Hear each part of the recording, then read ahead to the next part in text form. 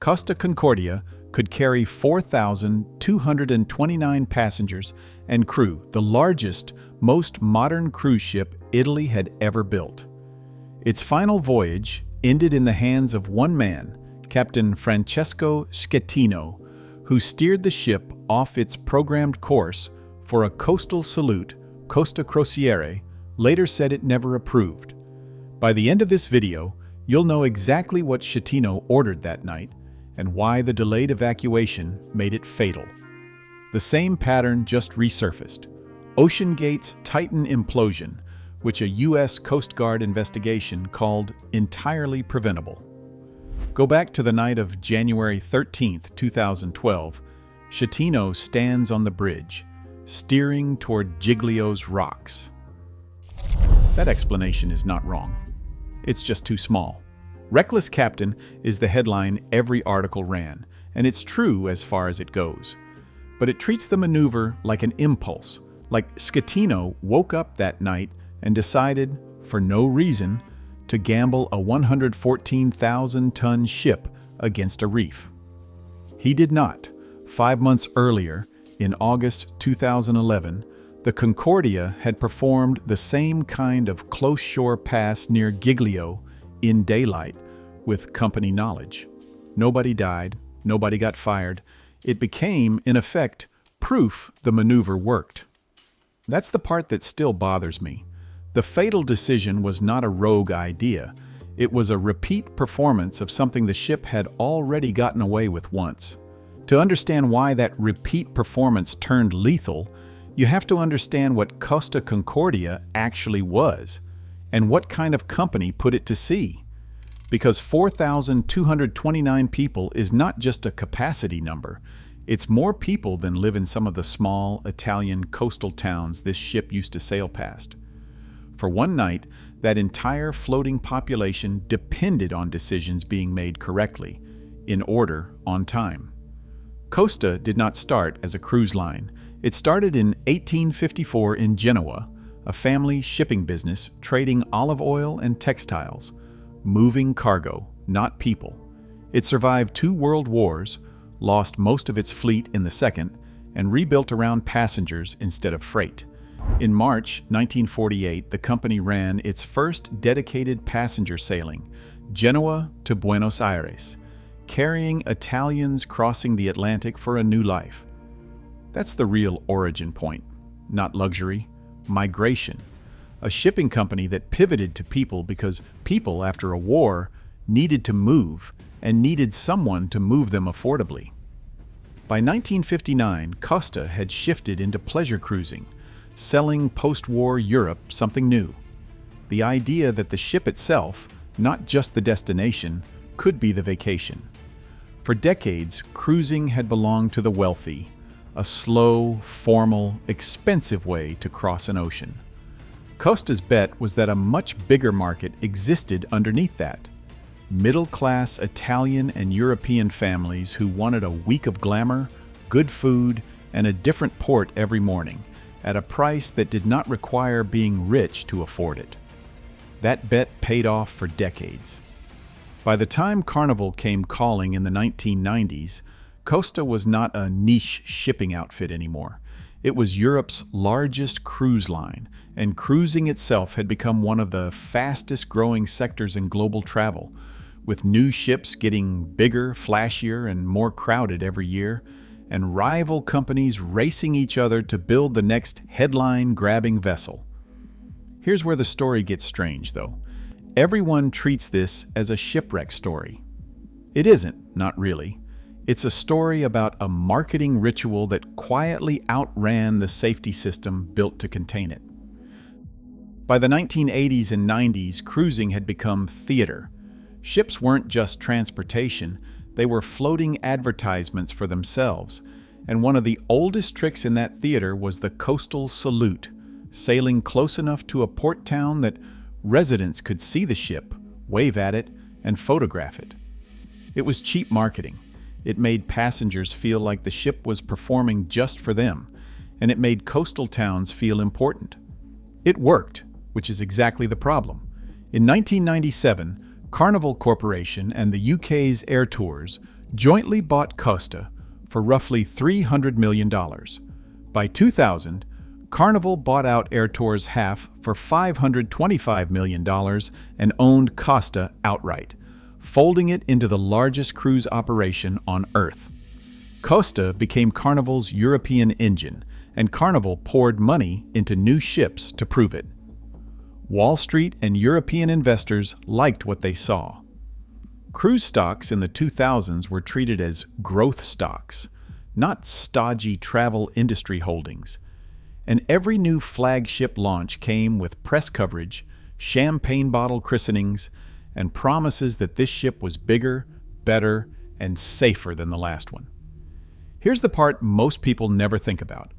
A cruise ship is one of the most expensive assets a company can own, and it makes money in only one way: full cabins, sailing on schedule every single week. Crews still get paid when a voyage is half empty. Insurance, fuel, maintenance, port fees, and debt on the vessel itself don't pause for a bad season. That's what made the industry's model so unforgiving. A cruise line couldn't just build a beautiful ship. It needed people talking about that ship, booking that ship, choosing that ship over arrivals. Which meant marketing wasn't a side function. It was survival. And nothing sold a cruise line's newest flagship like footage of it gliding past a coastline crowded with people watching it go by. That's what Concordia was built to prove. Ordered in 2004, launched in September 2005, delivered in 2006, she was the flagship of a new Concordia class, centerpiece of a roughly 2.4 billion euros fleet expansion. Fincantieri, the Italian shipbuilder, called her the largest cruise ship ever built in Italy. She cost about 450 million euros, 13 passenger decks, over 1,500 cabins. She wasn't just a boat Costa operated, she was proof. Costa belonged at the top of an industry Carnival was racing to dominate, alongside its own sister brands Princess and Cunard, and Germany's ADA, all chasing the same instinct: make the ship itself the spectacle. Rivals outside the Carnival umbrella, like MSC and Royal Caribbean, were fighting for the same headlines with their own ever larger ships. Every line in that race understood the coastal salute as a tool. The closer, the better. Nobody was measuring the maneuver in terms of risk. They were measuring it in terms of impact. Which sounds fine until you realize nobody had built a hard boundary around it. The Concordia had a programmed navigation route for that January voyage, and the sail past deviation on the night of the 13th wasn't on it. Schettino later testified under oath that the maneuver was something Costa wanted, a way, in his words, to please passengers and honor a retired captain who lived on the island. Costa's chairman initially called the pass unapproved, unauthorized, and unknown to the company. Under later questioning from Italian lawmakers, he conceded the company had sometimes encouraged sail buys, while still denying anyone signed off on this specific one. That contradiction never fully resolved in court. What isn't contradicted is the August 2011 precedent: an approved, successful, applauded close pass of the same island on the same ship. This is where people get the timeline wrong. The failure didn't begin at 9:45 p.m. on January 13th. It began the first time this ship got away with it. That's the first crack, and it matters, because it explains why nobody stopped what happened next. A practice that already succeeded once doesn't feel like a risk. It feels like a routine. And once a routine gets baked into how a flagship operates, it stops being a decision anyone consciously makes. It just happens again. And once that routine was in motion, everything downstream of it was set up to fail in stages, not all at once. One unlocked route near a reef would have been dangerous on its own. Add a captain confident from a previous successful pass, and it got worse. Add a shore-based crisis team unwilling to escalate a bad situation into a declared emergency, and it got worse again. Each piece on its own might have been survivable. Stacked together on one night, they weren't. At 9:45 p.m., sailing roughly 15.5 knots off Isola del Giglio, Concordia struck the Skoll rocks. The impact tore open the port hull, reported anywhere from 53 to 70 meters long, depending on the source, flooding several engine rooms almost immediately. Within minutes, the ship lost power. Total blackout. And here is where the disaster stops being about one bad turn and starts being about everything that happened or didn't happen in the hour that followed. The initial announcement to passengers described an electrical fault under control. That story delayed the alarm. On shore, Costa's crisis coordinator in Genoa, Roberto Ferrarini, was informed the ship had multiple flooded compartments, and according to a later expert report used in his prosecution, should have immediately advised abandoning ship. He didn't. The abandoned ship order wasn't given until roughly 10:50 p.m., more than an hour after impact. By then, the ship's list had grown severe enough that lifeboats on one side were physically unusable. Passengers who might have calmly boarded a lifeboat 40 minutes earlier were now jumping into cold water in the dark. This was not a shipwreck killing people, it was an hour of silence killing them. Somewhere in that chaos, Schettino left the ship while passengers and crew were still aboard. It's the detail that made him a global symbol of cowardice, and it's the moment captured in one of the only pieces of verified, recorded dialogue from that night. Livorno Port Captain Gregorio De Falco on the phone, ordering him back aboard. "You go on board, it is an order. There are already bodies, Schettino." Schettino stayed off the ship. De Falco became, almost overnight, the face of the people who did their job correctly that night. Schettino became the face of the ones who didn't. 32 people died, 27 passengers, 5 crew. A salvage diver would later die during the recovery operation, bringing the disaster's toll to 33 connected deaths. 32 is not a mechanical failure number, it's a decision delay number. Investigators' reconstructions of the timeline strongly suggest a faster evacuation order could have saved most of the people who died in that final hour, not from the collision itself, but from what happened after it. The public consequence came fast, and for one man, came hard. In February 2015, a Grosseto court convicted Schettino and sentenced him to 16 years for manslaughter, for causing the shipwreck, for abandoning ship, for lying to authorities. He appealed. He lost. In May 2017, Italy's highest court upheld the sentence, and he reported to prison that same evening. 5 Costa employees, including Ferrarini, took plea bargains rather than stand full trial, sentences ranging from 18 months to just under 3 years, none of them serving prison time. That detail matters. The disaster wasn't just one man's bad night on the bridge. It was, at minimum, 5 separate people on shore and aboard whose judgment calls contributed enough to the outcome that prosecutors built cases against them too. And Costa Crociere, the company that owned the ship, employed the captain and, by its own admission, sometimes encouraged the very maneuver that sank it. The company itself never stood trial. In April 2013, a judge accepted a plea from Costa Crociere and fined it €1 million. €1 million. Less than the cost of refitting a single cabin block on a ship that size. The captain went to prison for 16 years. The company wrote a check.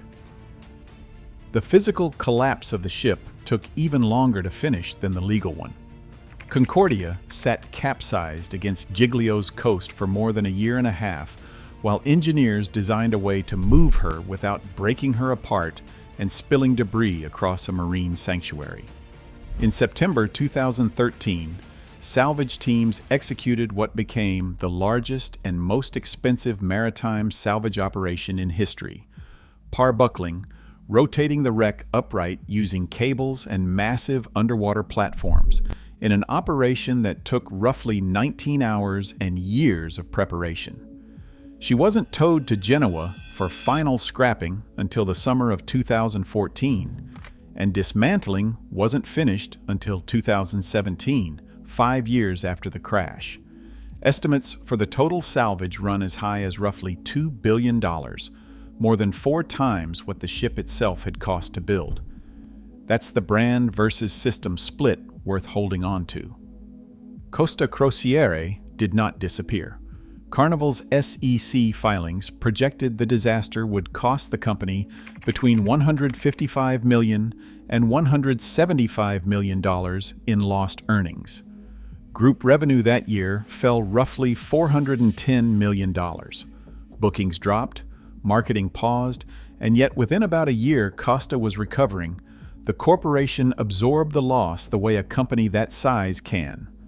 Costa still sails today, under Carnival, still marketed as European luxury cruising. The brand survived. What didn't survive was the informal, marketing-driven culture of close-shore salutes run without a locked route and a hard chain of command behind it, because regulators moved to close that gap. In 2013, the International Maritime Organization amended global safety rules to require passenger safety musters before or immediately at departure, not within the first 24 hours, closing the exact gap that had left hundreds of newly boarded Concordia passengers without a proper drill that night. Italy separately restricted large ships from sailing close to environmentally sensitive coastlines. The pressure didn't stop at regulation. Across the cruise industry, the sail past quietly disappeared from the marketing playbook. Rival lines that had never publicly admitted running the same maneuver began emphasizing, loudly, that they didn't. Carnival's other European and North American brands, Princess, Cunard, Ada among them, spent that year managing a reputational problem they hadn't caused, simply because they shared a parent company with the ship that made global headlines for the worst reason. The disaster didn't just cost Costa customers. It cost every brand under the same umbrella a piece of the trust that umbrella was supposed to guarantee.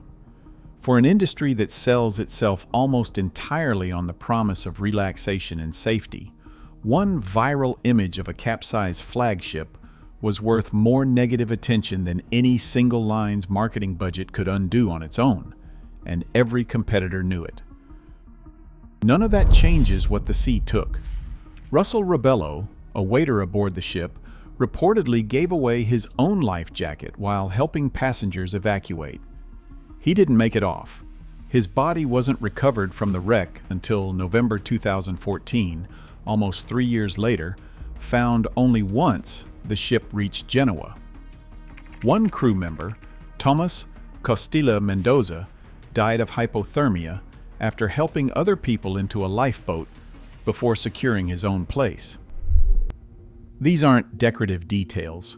They're the other side of the same hour of delay that killed 32 people, proof that while the command structure failed that night, individual people inside it did not. The island paid a quieter price. Isola del Giglio, home to roughly 1,400 year-round residents, spent weeks facing an ecological time bomb, some 2,400 tons of ship fuel sitting in the wreck just off their coast, eventually pumped out by that March. Tourism, the backbone of the island's economy, took a hit in the seasons that followed, even as, strangely, the salvage operation became a temporary lifeline. Hundreds of workers needing beds and services for over 2 years. When the wreck finally left for Genoa, that economy left with it too, and the island went back to being a small, quiet place that had briefly hosted the world's attention for the worst possible reason. For over 2 years, residents had lived beside the visible wreckage of the disaster, a constant physical reminder sitting just offshore, impossible to look away from, long after the news cameras stopped coming. So what actually destroyed Costa Concordia? Not one storm, not one reckless decision, not one villain acting alone, though Schettino's individual choices that night are not in dispute, and the courts were unambiguous about his personal culpability. What sank the ship was a company-wide comfort with an unofficial ritual, a maneuver performed successfully once without ever building a hard rule against repeating it informally, colliding on one specific night with a captain willing to run it again, a chain of command on shore that hesitated instead of acting, and a passenger safety system that had not yet closed its own gaps. Remove any single one of those failures and 32 people probably go home. That's not an excuse for Schettino. It's the reason his 16-year sentence, while accurate, was never the whole answer. That mechanism, a normalized shortcut around safety, unquestioned until it was too late, did not stay in 2012. In 2023, an American company called OceanGate lost a submersible, Titan, on a dive to the Titanic wreck, killing 5 people, including its own CEO. The U.S. Coast Guard's final investigation, released in August 2025, called the disaster entirely preventable, describing a company culture that dismissed safety warnings and, in the board's words, used intimidation to avoid regulatory scrutiny in pursuit of an experience nobody else was offering. Different vehicle, different ocean, same failure underneath it, a leader normalizing risk that regulators had not caught up to, and nobody inside the system stopping it in time. That's the uncomfortable thread connecting a 1948 olive oil shipping company to a 2012 cruise disaster to a 2023 submersible. The businesses that move people for a living survive on trust built through routine. And the same routines that build that trust can quietly erode the margin for error until there is not any left. Regulation usually arrives after the fact, not before it, because rules get written in response to bodies, not warnings. Costa Concordia is the reason cruise passengers today get their safety briefing before the ship leaves port, not sometime in the next 24 hours. That single procedural change exists because 32 people did not get the chance to hear one in time. It's worth sitting with the imbalance in who actually paid for that. A captain went to prison for 16 years. A shore-based coordinator and 4 of his colleagues took plea deals and walked.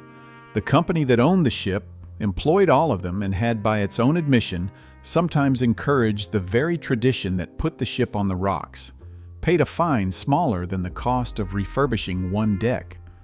None of that erases what Schettino did on the bridge that night. It just means the story the courts told was narrower than the story the evidence actually supports. A story about one man's choices, layered on top of a company culture nobody was ever forced to fully answer for. The Concordia did not sink because the sea got rough. It sank because a routine nobody questioned finally ran out of room. If this kind of story is your thing, there are more like it worth your time. Hit subscribe so you don't miss them. Did you ever sail on a Costa ship, live near Giglio, or watch that night unfold in 2012? And do you think Schettino alone deserved 16 years? Or should the company that let the ritual happen have answered for more than €1 million?